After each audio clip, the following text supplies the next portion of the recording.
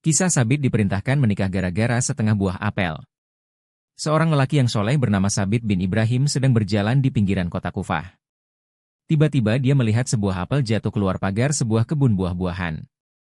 Melihat apel yang merah marun itu tergeletak di tanah membuat air liur Sabit terlihat, apalagi di hari yang panas dan di tengah kehausan.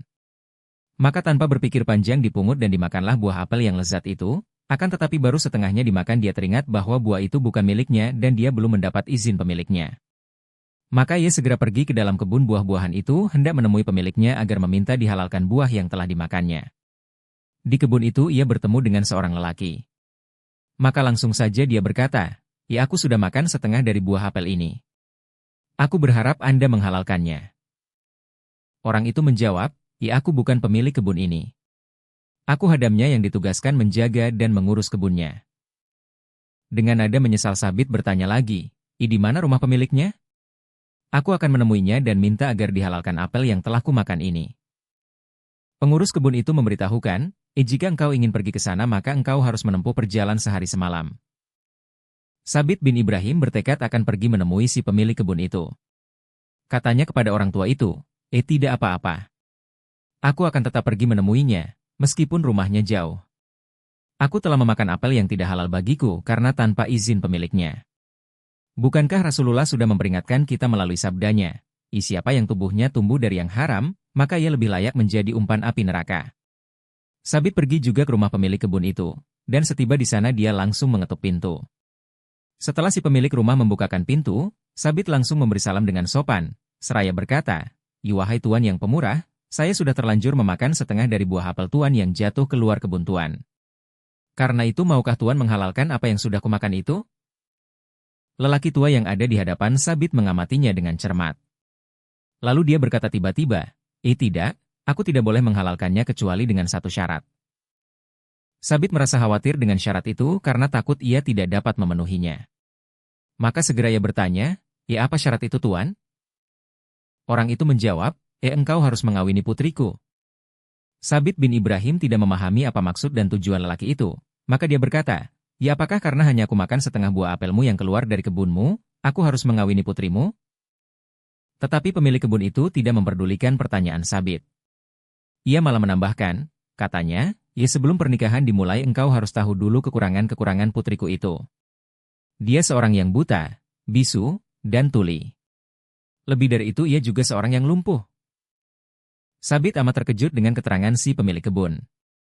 Dia berpikir dalam hatinya, apakah perempuan seperti itu patut dia persunting sebagai istri gara-gara setengah buah apel yang tidak dihalalkan kepadanya? Kemudian pemilik kebun itu menyatakan lagi, selain syarat itu aku tidak boleh menghalalkan apa yang telah kau makan." Namun Sabit kemudian menjawab dengan mantap, aku akan menerima pinangannya dan perkawinannya. Aku telah bertekad akan mengadakan transaksi dengan Allah Rabbul Alamin. Untuk itu aku akan memenuhi kewajiban-kewajiban dan hak aku kepadanya, karena aku amat berharap Allah selalu meridhaiku, dan mudah-mudahan aku dapat meningkatkan kebaikan-kebaikanku di sisi Allah Ta'ala. Maka pernikahan pun dilaksanakan.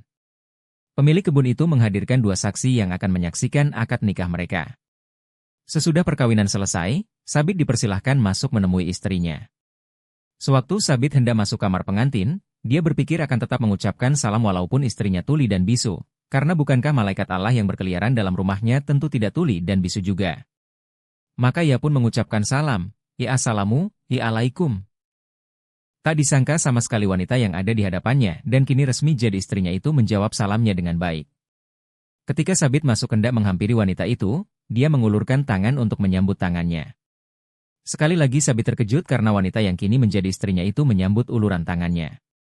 Sabit sempat terhentak menyaksikan kenyataan ini. Kata ayahnya dia wanita tuli dan bisu tetapi ternyata dia menyambut salamnya dengan baik. Jika demikian berarti wanita yang ada di hadapanku ini dapat mendengar dan tidak bisu. Ayahnya juga mengatakan bahwa dia buta dan lumpuh tetapi ternyata dia menyambut kedatanganku dengan ramah dan mengulurkan tangan dengan mesra pula, kata Sabit dalam hatinya. Sabit berpikir, mengapa ayahnya menyampaikan berita-berita yang bertentangan dengan yang sebenarnya? Setelah Sabit duduk di samping istrinya, dia bertanya, ayahmu mengatakan kepadaku bahwa engkau buta. Mengapa? Wanita itu kemudian berkata, ayahku benar, karena aku tidak pernah melihat apa-apa yang diharamkan Allah. Sabit bertanya lagi, Ya ayahmu juga mengatakan bahwa engkau tuli. Mengapa? Wanita itu menjawab, ya ayahku benar, karena aku tidak pernah mau mendengar berita dan cerita orang yang tidak membuat ridha Allah. Ayahku juga mengatakan kepadamu bahwa aku bisu dan lumpuh, bukan? Tanya wanita itu kepada Sabit yang kini sah menjadi suaminya. Sabit mengangguk perlahan mengiyakan pertanyaan istrinya. Selanjutnya wanita itu berkata, ya aku dikatakan bisu karena dalam banyak hal aku hanya menggunakan lidahku untuk menyebut asma Allah Ta'ala saja. Aku juga dikatakan lumpuh karena kakiku tidak pernah pergi ke tempat-tempat yang akan menimbulkan kegusaran Allah Ta'ala. Sabit amat bahagia mendapatkan istri yang ternyata amat soleh dan wanita yang memelihara dirinya.